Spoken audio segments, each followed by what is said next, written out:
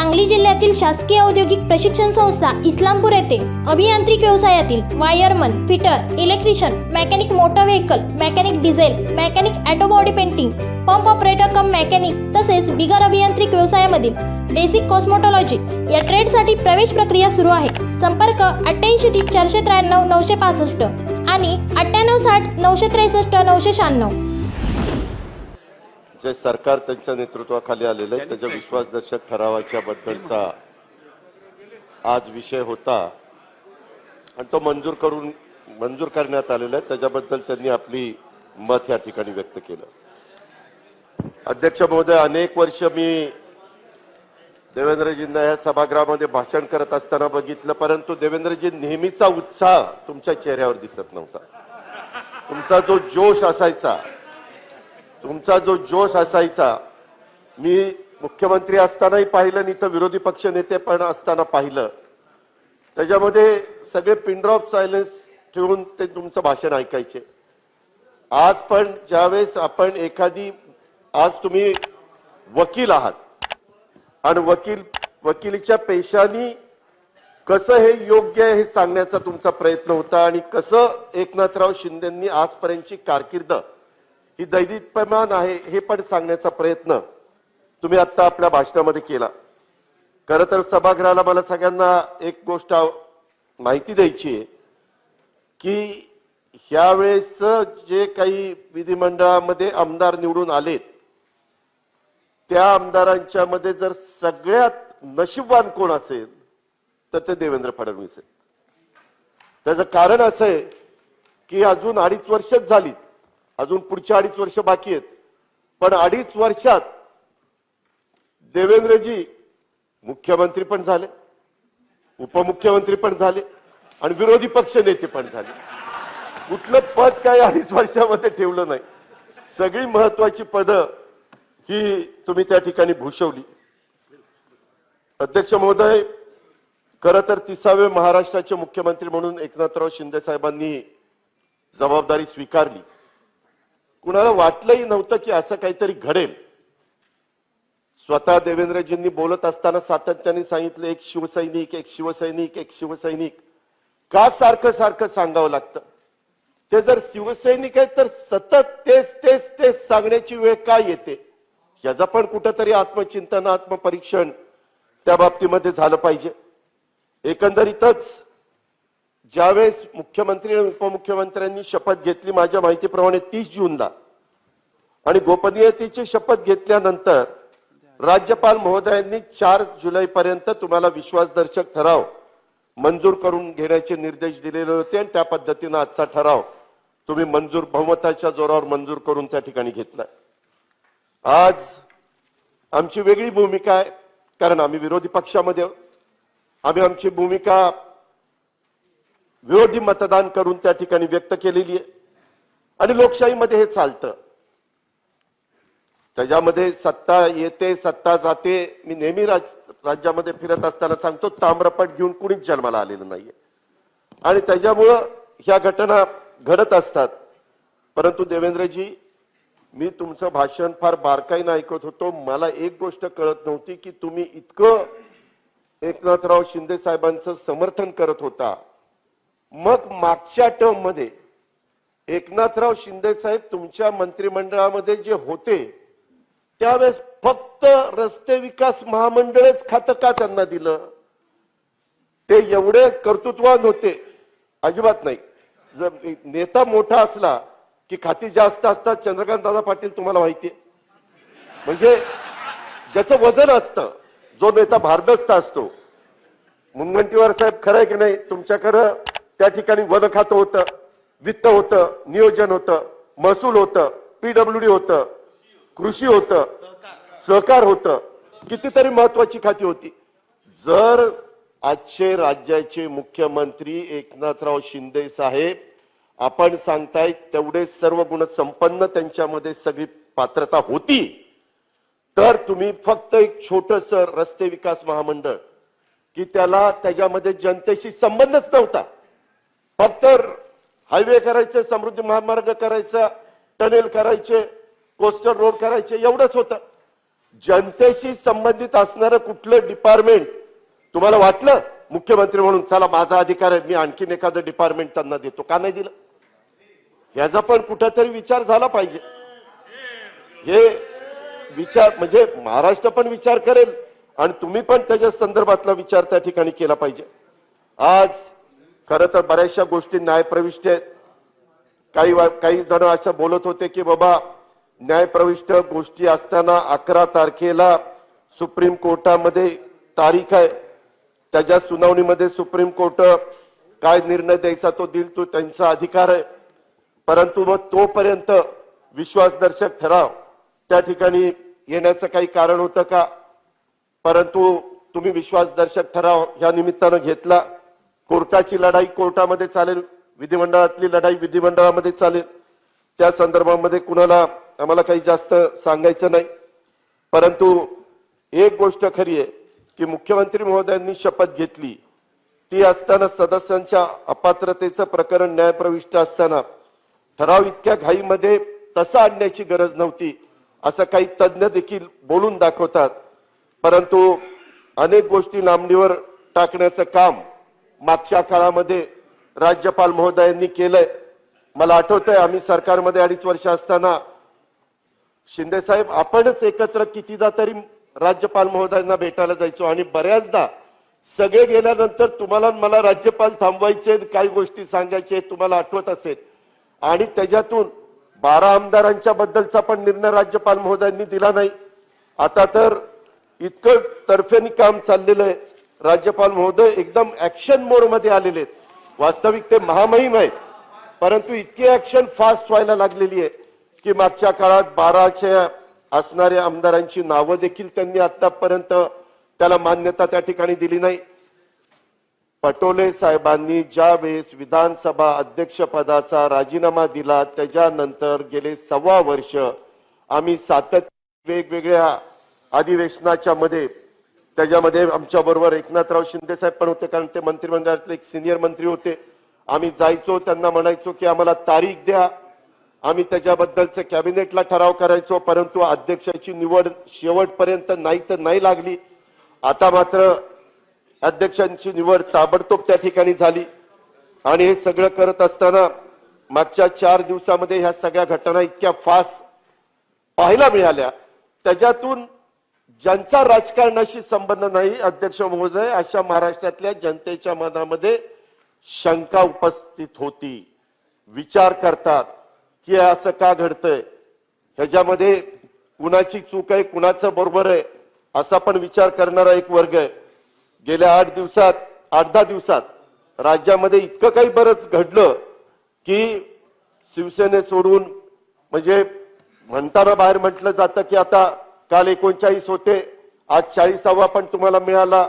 40 आमदार शिवसेनेचे त्यावेळेसचे मुख्यमंत्री उद्धव ठाकरे साहेबांच्यावर अविश्वास दाखवून तुम्ही त्या ठिकाणी बाजूला गेला.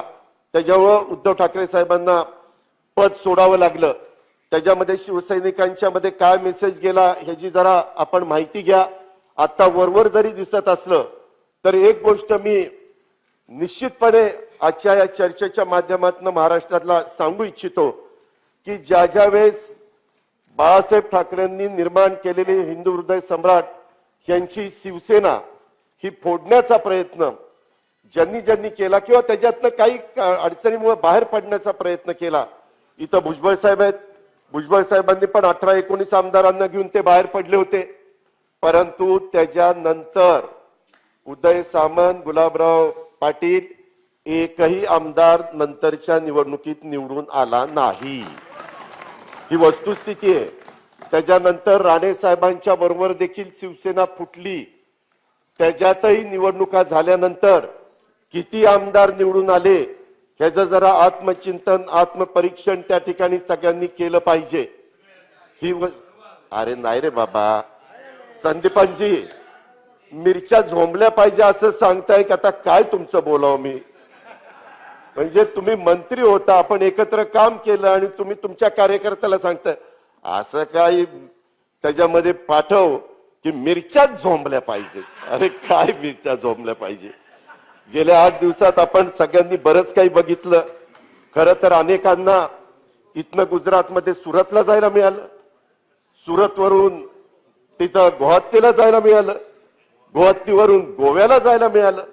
माझ्या माहितीप्रमाणे इतक्या 10-12 दिवसात ह्या आमदारांना आजपर्यंतच्या हयातीत इतक्या 10 दिवसात इतके सगळं फिरायला मिळालं नसेल. त्यांनी त्यांच्या फॅमिलीने नेलं असेल पण एकत्रपणे.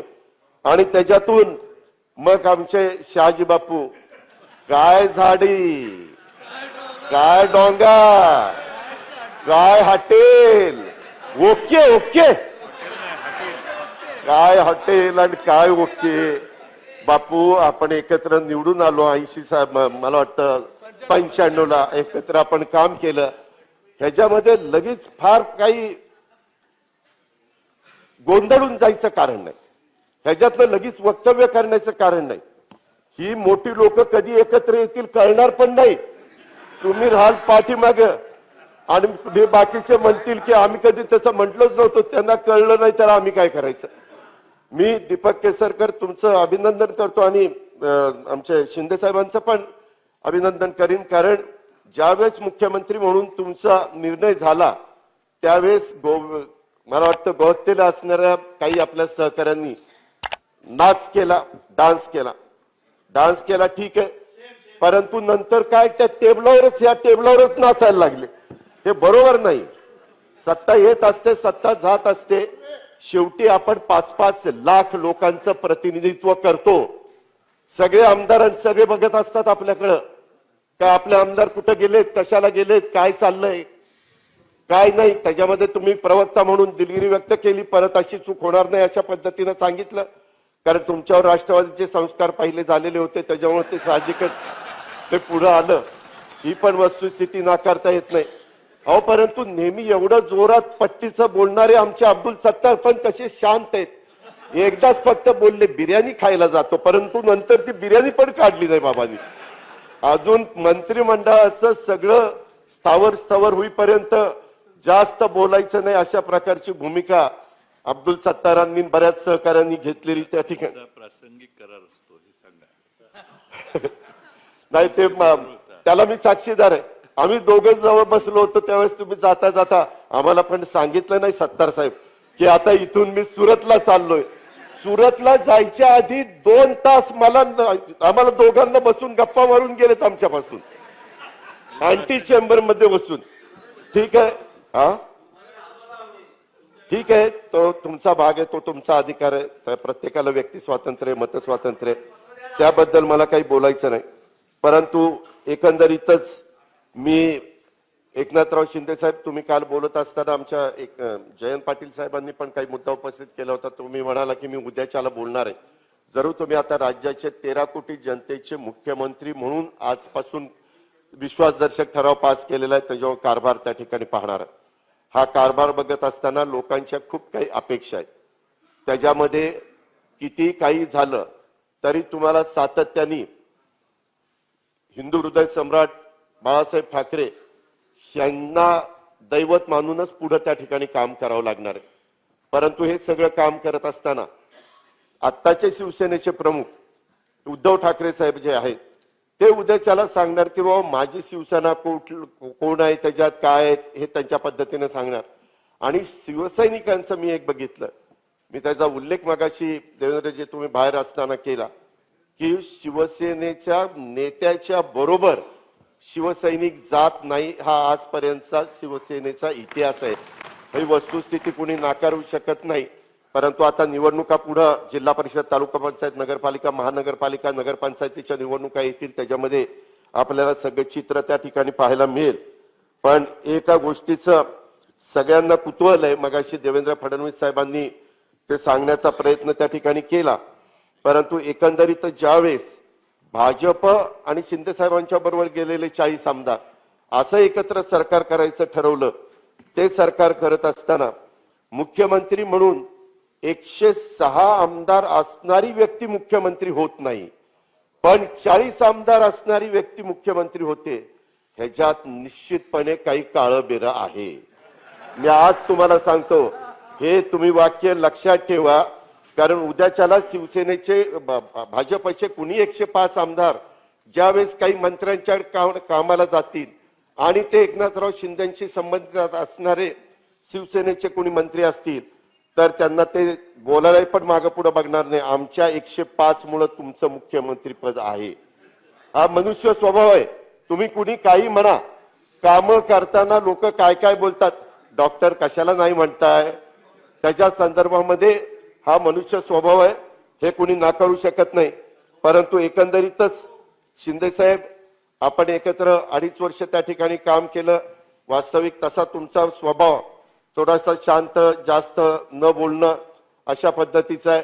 एक गोष्ट मात्र खरी आहे, ज्यावेळेस 3 पक्षाचं सरकार एकत्र येत असताना काँग्रेसचे नेते, राष्ट्रवादीचे नेते आणि शिवसेनेचे नेते चर्चा करत होते, त्यावेळेस अशी चर्चा लोकांच्या मध्ये होती की शिवसेनेचे मुख्यमंत्री म्हणून आघाडीचे एकनाथराव शिंदे साहेबांचंच नाव तिथं त्या ठिकाणी येईल, अशा पद्धतीनं त्यावेळेसचं वातावरण होतं.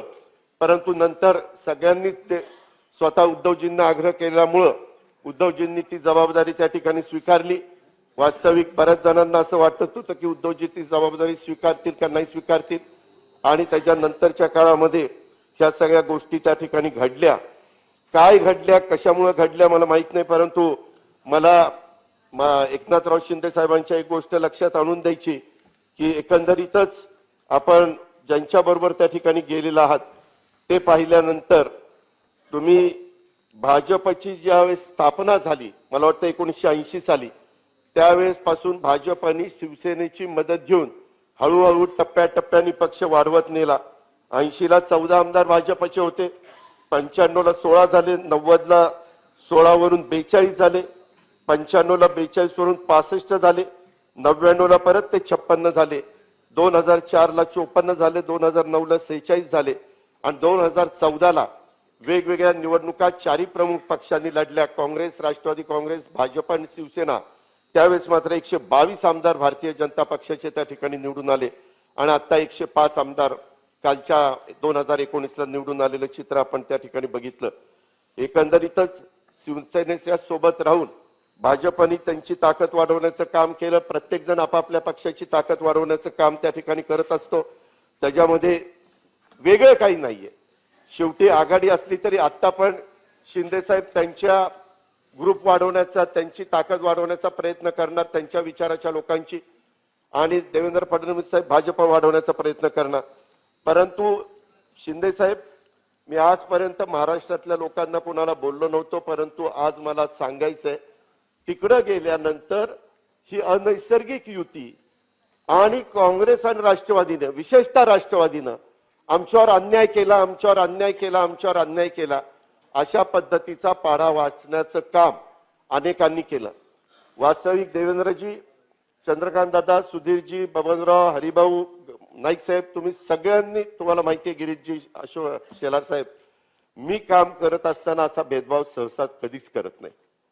मी काम करत असताना ह्या सभागृहाला माहिती आहे 2 कोटी रुपये आमदार, 1 कोटी रुपये आमदार निधी होता, तो 2 कोटी रुपये मीच अर्थमंत्री असताना मागच्या काळात केला. यावेळेस आम्ही आलो तेव्हा शिंदे साहेब आपण 3 कोटी केला आल्या, दुसऱ्या वर्षी 4 कोटी केला, आता 5 कोटी केला, 5 कोटी केला. अजिबात भेदभाव केला नाही. 288 आमदारांना सगळे पैसे मिळाले पाहिजे, ती भावना देखील आमच्या मनामध्ये नव्हती. डोंगरी विकास निधी वाढवला, त्याच्यामध्ये कुठं भेदभाव केला नाही. आणि शेवटी आपल्या सगळ्यांच्यामुळे हे आघाडीचं सरकार होतं का, त्याच्यामध्ये भेदभाव करण्याचं काय कारण आहे? आणि तुम्ही सातत्याने सांगतात की ह्यांनी आमच्यावर अन्याय केला, ह्याच्यावर आमच्यावर अन्याय केला.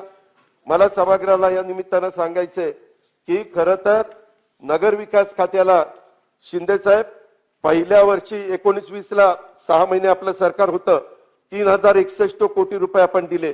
20-21ला 2177 कोटी दिले, 21-22ला 4052 कोटी दिले आणि आता 2645 कोटी आजचे आपण सत्तेवर आल्यापासून 12000 कोटी दिले. शिंदे साहेब, त्या दिवशी तुमचं माझं बोलणं झालं होतं, आपण खासगीत ते बोलत होतो की बाबा अजून मला निधी पाहिजे. मी म्हणालो होतो की 18 तारखेच्या पुरवणी मागण्यामध्ये निश्चितपणे शिंदे साहेब अजून नगर विकासला 1000 कोटी रुपये निधी देण्याच्या बद्दलचं मी तुम्हाला सांगितलेलं होतं. आपल्या दोघांचीच अँटी चेंबरमध्ये चर्चा झाली. मी सभागृहाला आणि महाराष्ट्राला सांगायचं, मी अजिबात भेदभाव करणारा माणूस नाही. कारण शेवटी राज्य चालवायचं असताना सगळ्यांनाच आपापल्या परीने निधी लागत असतो आणि त्या पद्धतीनं नगरविकास खात्याला पण निधी दिला, पर्यटन खात्याला पण निधी दिला, कुठल्याच खात्याला. आणि देवेंद्रजी, तुम्ही मुख्यमंत्री होता, शेवटी मुख्यमंत्री असतात तेच फायनल शेवटी हात फिरवतात ना बजेटवर किंवा कुठल्याही विभागावर. ही तर वस्तुस्थिती आहे. आणि याच्यातून असं काही सांगण्यात आलं की आम्ही राष्ट्रवादीमुळं आम्हाला अशा पद्धतीचा निर्णय. आता शिवभोजन केंद्राचं वाटप, ह्याच्यात पण संजय राठोड ह्या सगळ्यांनी मिळून जी काही शिफारस केली त्याच्यामध्ये 1200 शिवभोजन केंद्र मंजूर केली. त्याच्यातली 401 केंद्र शिवसेना पक्षाच्या आमदार खासदारांच्या शिफारसीवरून मंजूर झालेली. कुठं भेदभाव केला? कुठं भेदभाव केला? भुजबळ साहेब, हे बरोबर आहे की नाही? अहो शिफारसीनं अहो उद्याच्याला तुम्ही आता मंत्री झाल्यावर तुम्ही काय एक मिनिट, पक्षाच्या मुळे नाही मी म्हणलं. आमदार जो लोकप्रतिनिधी आहे, लोकप्रतिनिधींच्या शिफारसीनं आपण अनेक जण आपल्या आपल्या शिफारसी करत असतो. तशा पद्धतीनं भाजप शिफारस करते, शिवसेना शिफारस करते, काँग्रेस शिफारस करते, राष्ट्रवादी शिफारस करते. याच्यात वेगळं काही मी सांगितलेलं नाही. अध्यक्ष महोदय, त्याच्यामध्ये गेल्या शिवसेना आमदारांना एकनाथ शिंदे साहेबांना 366 कोटी रुपयाचा निधी त्यांच्या मतदारसंघात दिला. संदीपान बुमरांना 167 कोटी. उदय सामंत तुम्हाला 221 कोटी रुपये दिला. उदयजी, ज्या वेळेस तुम्ही माझ्याकडे आला, मी कधी तुम्हाला मोकळ्या हाताने परत पाठवलं नाही. आपण रत्नागिरीमध्ये पण कार्यक्रम घेतले. मी उलट तुम्हाला म्हणायचो, करा, आपण करूया, सगळे मिळून करूया. कधी त्याच्या संदर्भातला भेदभाव केला नाही. दादाजी भुसे 306 कोटी, गुलाबराव पाटील 309 कोटी. दादाजी, तुमचं तर ऍग्रिकल्चरचं काम 750 कोटीचं शेवटी आपण सगळ्यांनी केलं. अर्थात ते गरजेचं होतं, केलं, उपकार केले नाही, परंतु कधी आपण एकमेकाच्या मध्ये अंतर पडून दिलं नाही. शंभूराजे देसाई 294 कोटी, अब्दुल सत्तार 206 कोटी, अनिल बाबर 186, महेश शिंदे 170, शहाजीराव 151 कोटी, महेंद्र थोरवे 154 कोटी. अशी यादी आहे. सांगायचं तात्पर्य की ज्या पद्धतीनं तुम्ही महाराष्ट्रामध्ये असं एक दाखवण्याचा प्रयत्न केला की राष्ट्रवादी काँग्रेसकडे अर्थ विभाग असताना अर्थ विभागाच्या बद्दल नुसतं तुम्हीच काही बोलला नाही, काही आमच्या काँग्रेसचे पण मातब्बर नेत्यांनी पण त्याच्यातनं आमच्यावर आरोप त्या ठिकाणी केले. पण मी तिथं जास्त काही बोललो नाही की कुठं त्यांनी आर्यला आर्य म्हणायचं, आपण कार्य म्हणायचं, अशा पद्धतीनं मला वाद त्या ठिकाणी वाढवायचा नव्हता. मला या निमित्ताने एवढंच सांगायचं की ठीक आहे, तुम्हाला वाटत होतं ते अनैसर्गिक आघाडी झाली किंवा अमुक झालं तमुक झालं, त्याला वेगळी काही कारणं असू शकतात, परंतु कारण नसताना राष्ट्रवादी काँग्रेस पक्षाला महाराष्ट्रामध्ये ह्या निमित्तानं बदनाम करण्याचा जे काही मधल्या काळामध्ये घडलं ते लोकांनी मनातनं काढून टाकावं, एवढीच ह्या संदर्भातली माझी आग्रही भूमिका आहे. ही पण गोष्ट मला आपल्या सगळ्यांच्या लक्षामध्ये आणून द्यायची. अध्यक्ष महोदय, आज राज्याचे मुख्यमंत्री म्हणून एकनाथराव शिंदे आमच्या सातारा जिल्ह्यातलेच आहेत, ग्रामीण भागातले आहेत. अतिशय तळापासून म्हणजे रिक्षा चालकापासून इथपर्यंत पल्ला गाठणं हे येड्या गबाळाचं काम नाही, हे अख्ख्या महाराष्ट्रालाही समजते. हे निश्चितपणे कौतुकास्पद आहे, त्याच्याबद्दल दुमत असायचं काही कारण नाही. परंतु हे सगळं मिळवत असताना, हे सगळं घेत असताना त्याच्यातनं तुमचे नेते उद्धव ठाकरे साहेबांना विश्वासामध्ये घेऊन ह्या सगळ्या गोष्टी केल्या असत्या तर त्याच्यातनं एक वेगळं समाधान सगळ्यांना त्या ठिकाणी पाहायला मिळालं असतं. हे मला आपल्याला आवर्जून लक्षामध्ये आणून द्यायचं. अधिक बोलून मी आपला सगळ्यांचा जास्त वेळ घेत नाही, परंतु एकंदरीतच इथून पुढच्या वाटचालीमध्ये आम्ही काम करत असताना चांगल्या कामाच्या बाबतीमध्ये शिंदे साहेब, देवेंद्र फडणवीस साहेब, मी दोघांना सांगू इच्छितो की आमचं सगळ्यांचं सहकार्यच राहील, परंतु जिथं कुठं राज्याचं हित पाहिलं जाणार नाही, जिथं कुठं लोकांवर अन्याय होत असेल त्या पण बाबी आम्ही विरोधक म्हणून तुमच्या सगळ्यांच्या लक्षामध्ये आणून देण्याचं काम करू. मगाशी देवेंद्रजी तुम्ही सांगितलं तसं आपले यशवंतराव चव्हाण सुसंस्कृत होते, सातारा जिल्ह्यातले होते. त्यांनी एक वेगळ्या प्रकारची परंपरा आपल्या महाराष्ट्राला दिलेली आहे. त्या परंपरा पुढेही आपल्याला सगळ्यांना चालवत ठेवायच्या आहेत. ठीक आहे, राजकीय मतांतर असू शकतं, राजकीय भूमिका तुमची माझी वेगळी असू शकते, आपली आयडिओलॉजी वेगवेगळी असू शकते, परंतु राज्याच्या सर्वांगीण विकासाच्या दृष्टिकोनातनं इथून पुढच्या काळामध्ये काम करत असताना आमची विरोधक म्हणून आमची भूमिका पार पाडण्याच्या करता कुठंच कमी पडणार नाही, अशा प्रकारची ग्वाही मी ह्या निमित्तानं महाराष्ट्रातल्या जनतेलाही देऊ शकतो आणि सभागृहालाही देऊ इच्छितो. आणि एकंदरीतच आज आता तुम्ही विश्वासदर्शक ठराव मंजूर करून घेतलेला आहे बहुमताच्या जोरावर. त्याच्या संदर्भामध्ये मी देखील वैयक्तिक आपलं मनापासून अभिनंदन करतो, मनापासून कौतुक करतो. तुम्हाला भावी वाटचालीच्या करता हार्दिक शुभेच्छा देतो आणि माझे 2 शब्द माननीय संपवतो. थोरात साहेब.